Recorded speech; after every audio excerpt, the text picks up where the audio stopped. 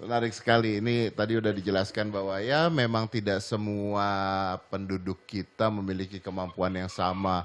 Apalagi ketika semuanya harus punya smartphone, semuanya harus punya kuota dan pulsa yang sama juga ternyata tidak mudah. Ada daerah-daerah tertentu yang memang ternyata harus membutuhkan kerja lebih lagi.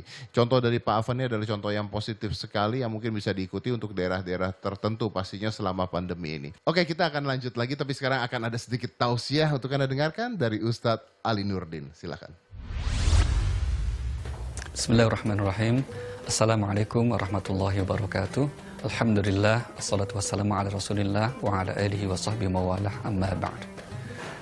Ketika pemerintah mengumumkan bahwa ada pandemi wabah COVID-19, maka di antara saudara kita yang terdampak atau masyarakat yang terdampak adalah pada sistem pendidikan kita, di mana murid sekolah, para mahasiswa di kampus, semuanya dirumahkan dan secara umum mereka kemudian belajar melalui online.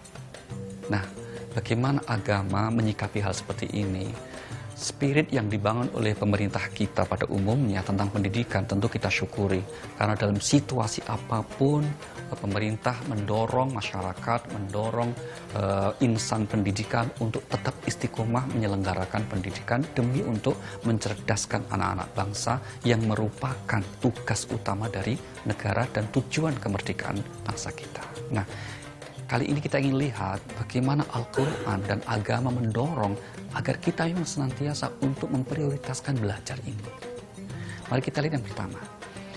Ayat Al-Quran yang pertama kali turun dari 6.200 ayat itu adalah perintah untuk belajar. Surah Al-Alaq 1-5, inilah ayat pertama disepakati oleh para ulama. Iqra bismi rabbikal ladzi khalaq. Iqra maknanya bukan sekedar membaca. Kalau makna membaca saja yang ada teks bacaannya itu adalah sesuatu yang tertulis, itu dalam bahasa Al-Quran namanya tilawah. Maka ada yang ungkapan musabaqah tilawatil Quran, perlombaan membaca ayat-ayat Al-Quran. Tapi ini adalah Iqra yang maknanya membaca yang disertai dengan usaha mengerahkan kemampuan berpikir kita untuk menambah pengetahuan kita. Maka dikatakan situ apa? Iqra. Syaratnya apa? Bismi rabbik, dengan nama Tuhanmu. Bahkan bayangkan untuk satu kelompok ayat yang pertama turun 1-5 itu kalimat Iqra terulang 2 kali. Ayat pertama, ayat ketiga. Iqra wa rabbukal akram. Bacalah dan Tuhanmu yang maha mulia. Berarti apa? Suatu bangsa kalau pengen maju nggak ada cara lain kecuali dengan pendidikan. Maka meskipun kita dalam suasana pandemi, sewajarnya kita terus memprioritaskan bagaimana agar peserta didik kita, anak-anak, dan juga mahasiswa kita, atau semua yang berkaitan pendidikan, tetap fokus dan tidak mengendorkan.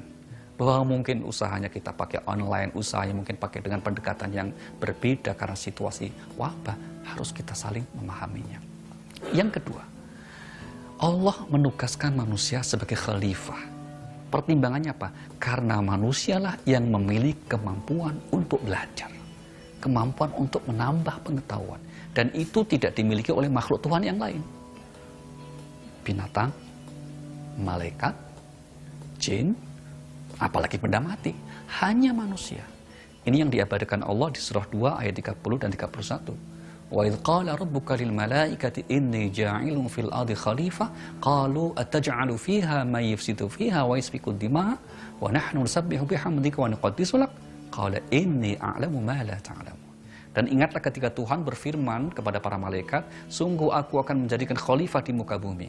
Apa respon malaikat? Ataj'alu fiha, ya Tuhan, apakah engkau akan menjadikan makhluk yang kerjaannya itu merusak, membuat, menumpahkan darah? Allah tidak membantah ucapan malaikat, tapi hanya menjawab, inni a'lamu, aku yang maha tahu, ma la ta'lamun, sedangkan kalian tidak tahu. Nah, buktinya apa? Maka lanjutan ayatnya Allah mengatakan, wa 'allama Adamal asma'a kullaha. Dialah Tuhanmu yang mengajarkan Adam akan nama-nama, dan ini tidak disampaikan kepada malaikat. Karena apa? Para malaikat diciptakan oleh Allah tidak memiliki kemampuan berpikir yang seperti manusia untuk mengembangkan diri. Malaikat adalah makhluk yang senantiasa taat patuh kepada Allah. apa yang diperintahkan Allah. Al-Quran mengabarkan apa? La ya'sunallaha ma amarahum wa yaf'aluna ma yu'marun. Malaikat itu makhluk yang tidak akan pernah menyimpang, menyeleweng dari apa yang Allah perintahkan. Tapi manusia diberi dua potensi, kebaikan, keburukan. Nah, di samping dua potensi itu dikaruniai akal pikiran untuk berkembang. Maka Allah sediakan hutan, tugas manusia mengelola untuk jadi taman. Allah siapkan tanah kosong, tugas manusia untuk mengelola untuk menjadi sawah, ladang, dan seterusnya yang menghasilkan. Ini yang kedua. Alasan ketiga, kenapa kita harus meyakini bahwa Al-Quran begitu kuat mendorong agar kita belajar. Ini dari aspek pengulangan saja, bayangkan. Tidak kurang dari 800 ayat di Al-Quran, 800 ayat dari 6.200 berarti kurang lebih 12%. Ayat Al-Quran yang mendorong agar manusia menggunakan pengetahuan, menggunakan pikirannya. Ini menunjukkan betapa fokus dan concernnya Al-Quran terhadap proses pembelajaran, terhadap bertambahnya manusia. Sehingga Rasulullah manusia paling sempurna, manusia yang pasti telah dilengkapi dengan pengetahuan yang mantap, pun itu masih diajarkan oleh Allah Subhanahu wa taala agar terus berdoa mohon supaya diberikan tambah pengetahuan. Surah nomor 20, surah Toha, ayat yang ke-114, satu doa yang diajarkan Allah yang seharusnya dibacakan oleh Rasulullah dan juga kita umatnya. Apa itu? Rabbi zidni ilma. Ya Tuhan, tambahkan aku pengetahuan. Kenapa sampai sedemikian? Karena inilah jalan paling cepat, jalan yang paling benar menghantarkan manusia untuk dapat melaksanakan tugasnya sebagai khalifah Allah di muka bumi ini. Dan itu tidak diberikan kepada makhluk selain manusia. Maka bagi saudara-saudara kita yang terdampak dan kita semuanya umumnya juga dalam situasi seperti ini, tetap kita fokus untuk mendorong proses pembelajaran dengan cara yang baik. Dan kita bersyukur karena di balik wabah ini juga sekian banyak hikmah, di antaranya akhirnya kita punya sekian banyak cara untuk terus belajar. Dan jangan lupa belajar sesaat untuk ilmu yang bermanfaat itu lebih bagus ketimbang ibadah ritual yang boleh jadi manfaatnya hanya untuk sendiri. Semoga Allah memudahkan kita untuk menjadi manusia-manusia pembelajar. Wassalamualaikum warahmatullahi wabarakatuh. Kita tahu bahwa dalam masa pandemi ini semuanya tidak menginginkan apa yang terjadi. Dan di rumah saja kadang-kadang bisa menjadi positif dan negatif. Positifnya kita mengenal diri kita sendiri, negatifnya karena kita bertemu dengan orang-orang yang sama terus-menerus, pasti secara emosional kita akan semakin tinggi. Sensitivitas kita akan semakin tinggi. Secara psikologi kita sebenarnya adalah makhluk sosial yang harus bertemu dengan orang banyak. Tapi dengan keadaan seperti ini kita juga bisa belajar tentang sosial yang sebenarnya. Apalagi dengan anak kita, dengan keluarga kita. Kebanyakan kita mengajari anak kita dengan kata-kata. Kita mengatakan apa yang boleh dan apa yang tidak. Sedangkan anak kita tidak pernah melihat apa yang boleh dan apa yang tidak yang dilakukan oleh orang tuanya. Nah, di masa pandemi COVID ini justru ini adalah saatnya untuk mencontohkan ke anak, membuktikan ke anak bahwa kata-kata yang kita katakan selama ini adalah kata-kata apa yang kita lakukan.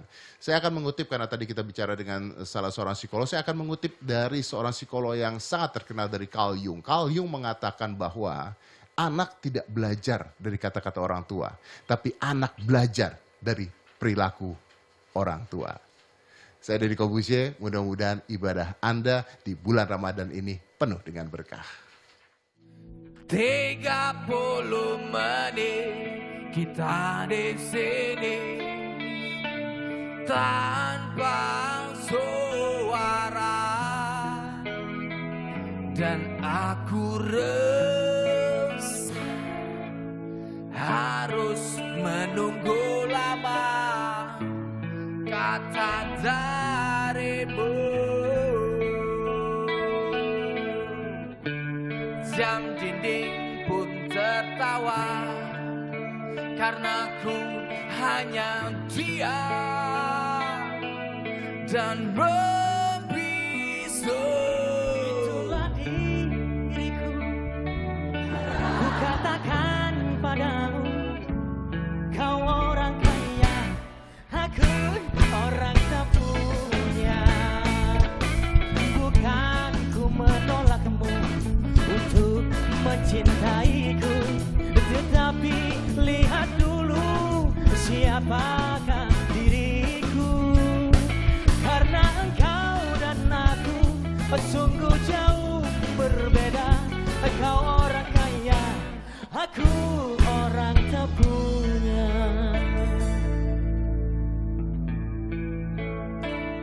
Ada yang lain di senyummu yang membuat lidahku gugup tak bergerak. Ada pelangi.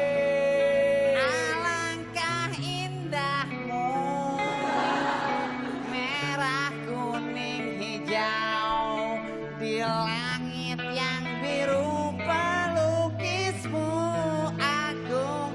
Siapa gerangan pelangi-pelangi ciptaan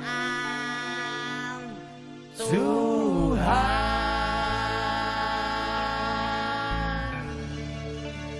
Ciptaan Tuhan.